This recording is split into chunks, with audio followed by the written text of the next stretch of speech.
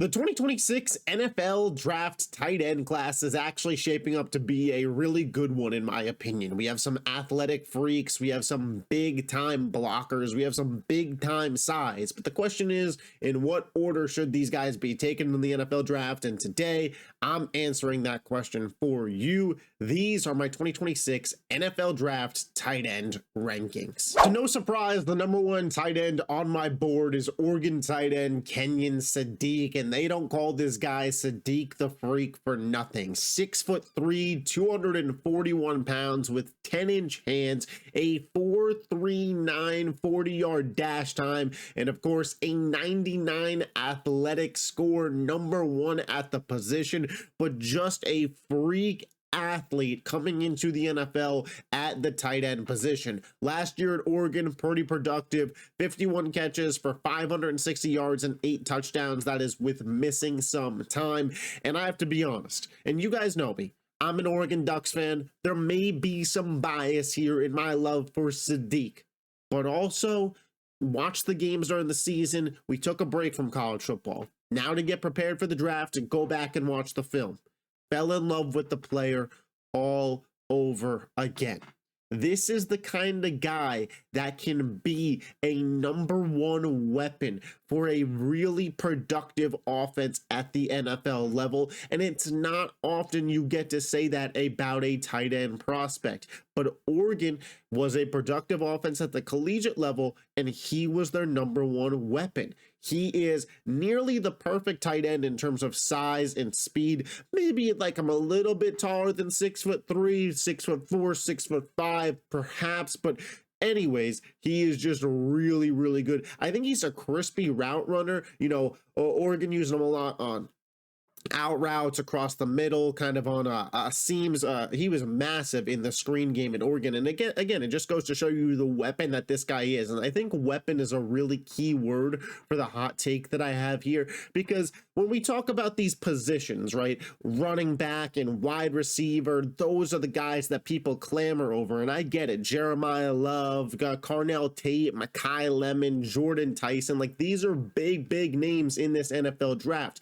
And a lot of the times you see Kenyon Sadiq fall in these NFL drafts because, you know, the mock drafts, I should say, because people don't value the tight end. But to me, when I look at the offense, it's who do we have as a weapon? You look at what Kansas City did, winning all those Super Bowls. Travis Kelce was their number one weapon. You look at what the Patriots did, winning all those Super Bowls. Rob Gronkowski was their number one weapon for many of those years.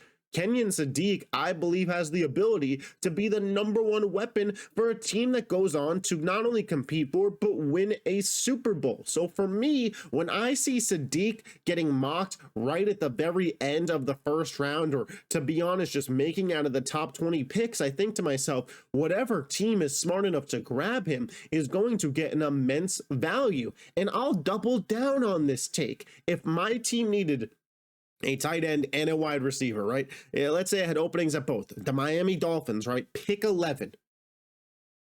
Aside from Makai Lemon, I'm taking Sadiq. I'm taking Kenyon Sadiq over Jordan Tyson. I'm taking Kenyon Sadiq over Carnell Tate. In terms of receiving weapons, Jeremiah Love's in a class of his own. I think we all could agree there. Number one weapon in the draft. But Kenyon Sadiq is my number 3 graded weapon in this draft. And I don't see a lot of people talking about it because again, tight end gets some level of hate here, but the production Sadiq's going to be able to provide, I think you're crazy to not take the home run player, the guy who looks like a Pro Bowl, all-pro caliber player at his position, an elite receiving threat, could win in a variety of ways, an explosive athlete, not a half-bad blocker, by the way. You know, could it be polished up? Sure. Could he struggle a little bit his rookie season? I'm not saying he won't. Is he a consistent 50-50 jump ball guy? Probably not as much at that 6'3" frame. You know, he's not going to come into the league and be Rob Gronkowski or Travis Kelce, but I believe that's kind of the ceiling of where we're talking about here. An all-time great. And if that's your ceiling, I'm taking you over a receiver with injury concerns. I'm taking you over a receiver that I believe has a limited route tree. That's just me. And by the way, this is the perfect fit. And I know it scares everybody for me to say it, so I'll kind of whisper it. The Kansas City Chiefs. If they took this man at pick 9 and then ran 2 tight end sets with him and Kelce for the year, and he got to learn a year behind Travis Kelce, and now Mahomes gets Sadiq for a career, hey, it'd be scary hours in the NFL. Kenyon Sadiq, easily the tight end 1, but I had to tell you guys exactly how much I believe in this player. The number 2 tight end on my board is Eli Stowers out of Vanderbilt. Physical profile, the guy's a monster, 6'4", 239 pounds, 9 3/4 inch hands, ran a 4.51 40-yard dash time, and 86 athlete score at Vanderbilt last year, 62 catches for 769 yards and 4 touchdowns. That was with missing a football game. Let's be honest about who Eli Stowers is as a prospect, right? Are you drafting him if you need any form of blocking out of your tight end position? No, you are not. But remember what I talked about when it came to Kenyon Sadiq. What are you getting from them as a weapon? And that is why Eli Stowers moves to number 2 on my tight end ranking list, despite being basically a 0 in the blocking game, because Eli Stowers might as well just be a freaking wide receiver that is 6'4" and plays in the slot, because Eli Stowers is absolutely that dude. A strong vertical threat, really good up the seam. The guy's got excellent speed to his game. You know, you get in that second level and you think all of a sudden, yeah, those safeties are going to catch him. And sometimes it's just, no, they're not. And that is SEC football that Eli Stowers was doing this at. And I do think it's important to note, Eli Stowers has only been a tight end for about 2.5 years. He lost the quarterback competition to Diego Pavia at Vanderbilt and then transitioned to being a tight end. So is the floor, you know, there in terms of him being a blocker? I think he could improve. I really do. But what you already have from him as a really strong athlete in terms of being a great receiving tight end is worth a 2nd round draft pick to me, to be honest, especially if I need some more offensive pieces in my system. You think about teams like New England, who are drafting towards the end of the 1st round. If at pick 31, New England took Eli Stowers and they just said we wanted the 5th year, I wouldn't be mad at it. If Houston took Eli Stowers at the top of that 2nd round with the pick that they have from Washington, I wouldn't be mad at it. I think this guy is a really good shot to be highly productive at the NFL level as a receiving threat, and there's always the ability to develop him as a tight end. Stowers as well, I want to point it out, a really good goal line threat with his size and vertical ability. The jumping is just absolutely there for Stowers. Can be a main contributor to the offense is what I wrote here. It's not quite at the Sadiq level, but I think Stowers could be a Pro Bowler. I think that's on the board. I think it's on the range of outcomes. You get him to the right team and the right system, but this could be your number 2 weapon in a high-level offense. That's how strongly I feel about Eli Stowers. Again, you know, is he going to be the guy? Probably not. Is he an excellent blocker? Probably not, but he's really good at the things that he excels at. And there is a spot for him on multiple NFL offenses right now. And similar to what I said about Sadiq, where there's wide receivers that I'd take him over that's not being talked about, I would take Eli Stowers over Denzel Boston. I would. I think that there's a higher ceiling there, truthfully. And maybe I'm just showing a lot of love to the tight ends, but that's how I feel. Eli Stowers is number 2 for me. Now, my number 3 tight end is kind of the exact opposite of Stowers, and it's Sam Roche out of Stanford. The physical profile jumps off the frickin' page, guys. 6'6", 267 pounds with 10-inch paws. Stats, 49 for 544 and 2 last year. Roush is the ultimate blocking tight end, right? This guy is going to be the best blocking tight end out of this draft class. You are going to bring him in, and he is going to be out there in 2 tight end sets. And if you have, you know, if you're like the Giants and you brought in Isaiah Likely, and boom, you got Sam Roush. He's your run blocking tight end. Hell, you pair him with Eli Stowers in 2 different rounds, and all of a sudden your tight end room looks really, really solid, if we're being honest.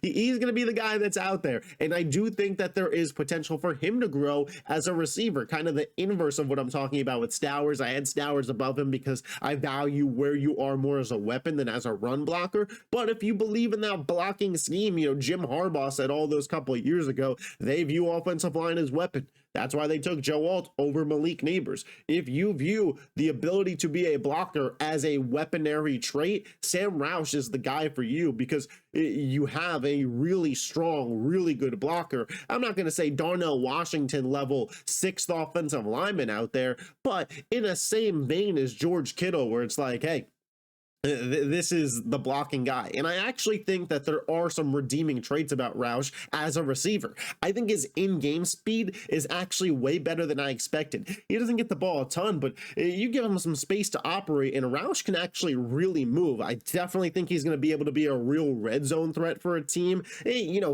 For his size, his contested catch, high point ability isn't quite where you would want it to be. But again, can you develop as an athlete at the next level? I think that is certainly possible. You hit the gym, you do some squats, you get that leg strength up, all of a sudden you're more vertical. You work with the ball machine and these NFL coaches, and all of a sudden you're a really, really talented blocking tight end that also finishes a season with 8 touchdowns because of your great size around the red zone. I think that there is a pathway for that kind of career for Sam Roush at the NFL level. And it's important to note, those kind of guys can get paid upwards of $10 million a year. When we are talking about what Sam Roush's ability is, I don't think it's just one contract. I think he could be a 2-contract guy at the NFL level, and I think he could earn over $50 million in the course of his career. That is a real legit player. To me, what he brings as a blocker is worth the shot, especially when these guys are probably going to start going in round 3 and later. My number 4 tight end is Max Clair out of the Ohio State University. 6'4", 246, 9.5-inch hands. Last year at Ohio State, 43 for 448 and 2. Max Clair has been in college for a minute now. He was kind of the star of the show at Purdue early on in his collegiate career, and now he moved over to Ohio State, where clearly with Jeremiah Smith and Carnell Tate and Bo Jackson, like, this was not the number 1 weapon in this offense. But I think it was really important to see him in that role because he's not going to be the number 1 option, in an NFL offense. But how does he succeed in his role when that is given the case? I thought he was really good in limited opportunities last year. He was obviously really big in the Rutgers game. But when you looked overall at the Max Clair tape, I think you saw a guy who wasn't elite at any specific thing, but wasn't bad at any specific thing. Like, this is just a really solid tight end contributor. I've seen some people that have him as high as 2 on their tight end rankings just because they're like, this is a kind of do-it-all guy that can play on all 3 downs. And I think that's a valid opinion to have, right? Believing in him because he doesn't have to come off the field, whether it's a run play or a pass play, and can be viewed as a real threat, maybe isn't something that we could say for the 2 guys that I have ranked above them that are more specialists in their area, right? On a run play, hell, even at Vanderbilt, Eli Stowers didn't play. And on a passing down, Sam Roush, obviously you have to cover him, but the play is likely not designed up for him. With Max Clair, there is an ability to make it so, hey, this could be a tight end screen for Max Clair because he's got the speed that it's tough for linebackers to keep up with. Or, hey, this is a run play, but Max Clair will give you some real effort in the blocking game. I think he's a really good route runner. At Ohio State, I felt like I was watching, in terms of the offense, a similar situation to the Cowboys, right? Where you have Jeremiah Smith and Carnell Tate, you have CeeDee Lamb, you have George Pickens. But then Jake Ferguson has some pretty good games. That's how I felt about Max Clair. And I think at the NFL level, he can be a number 2 option, number 3 option on a really, really productive offense, similar to like Jake Ferguson at the NFL level. But again, those are guys that can spit out, 5 for 85 and a touchdown a couple times a season, and they'll get paid off of it. He's a really, really solid piece and a weapon that I think on day 3, man, or not day 3, round 3. I mean, if you got him on day 3, that's a really good pick. But I think in round 3, if your team needs a tight end and you were just kind of prioritizing some other spots, my Philadelphia Eagles, Dallas Goedert's on a 1-year deal. maybe tight ends not at the top of their board, but a couple round 3 picks, and all of a sudden this team goes out and gets a Max Clare at Ohio State, it'd be something I'd be pretty happy with as a fan. And then at number 5, I did have a debate, but I went with Jack Endress out of Texas. We'll talk about Oscar Delp in a second, Georgia fans, but Jack Endress, his physical profile, 6'5", 245 pounds, 9 5 hands, 4.62 40-yard dash. Last year, he had not a ton of production, 33 catches for 346 yards and 3 touchdowns. He had a really solid season in 2024 when he played at Cal with Fernando Mendoza. He did have over 600 yards in his time there. Endress, though, I was listening to the Underdog Fantasy Pod, and they kept referring to some of these tight ends as Goldilocks models, where, it's not too big, not too small, just right type deal. I think Endress kind of falls into that, where he's the exact build you'd want a tight end to be. He's got that 6'5" frame. He weighed in at 245 at the combine, but he probably plays closer to 250 because he ran a 40 time. He's just trying to get his speed as high as it could be. And he's a productive receiver. Again, the production wasn't there last year at Texas, but it was the year before at Cal. And again, Texas, it was kind of a wonky situation last year. They started really slow. Arch wasn't that great. They found themselves towards the end of the year, but the offense, it was just kind of a mess last year. And I think Endress kind of took some of the blows for that. It's kind of how I feel about some of the Clemson players, where it's like, yeah, the team really sucked, but some of you have to be good. It's just a matter of who is good. I do think Endress out of Texas could be really, really good. Again, with his size and speed, I think it's just worth developing him. He's probably going to be a day 3 guy, maybe a late round 3 guy if your team really believes in him, but he's good in the open fields. He's got solid speed. He's hard to tackle, and he's shown some ability at tight end. Is he the best, most flashiest tight end prospect in this draft? No, but again, with what his build is and what the flashes we've seen, I would take a shot on him. And then to wrap it up, as always, we'll go through and kind of just tier rank these guys pretty quickly. Obviously, in a tier all by himself is Kenyon Sadiq, the freak out of Oregon. My tier 2 guys are Stowers, Roush, and Clare. Again, it's kind of just more of what kind of juice do you like? Grape juice, apple juice, orange juice. They're all really good in different ways. Stowers to me is number 1 because in this modern day NFL that favors offense, I am going to pick the best weapon available. But I do as well think that if you are a specialist in something, that's a better way to get on the field than just being kind of good at everything. And then my tier 3, Jack Endress out of Texas and Oscar Delp out of Georgia.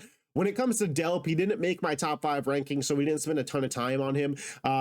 Sat behind Brock Bowers for a couple of years, obviously wasn't going to be productive then, but was meant to be the successor to Brock Bowers, and I do think showed some flashes and some ability. You look at that Kentucky game, he was really solid there. It just wasn't consistent enough, and I preferred Endress' size, but if you want Delp in your top 5 and you flip the 2, it's not really going to matter to me at the end of the day. Both guys that I think are worth taking shots on and seeing what they turn out to be, but both guys that I don't think will be drafted to be the tight end 1 on their team, at least not to open the 2026 NFL season.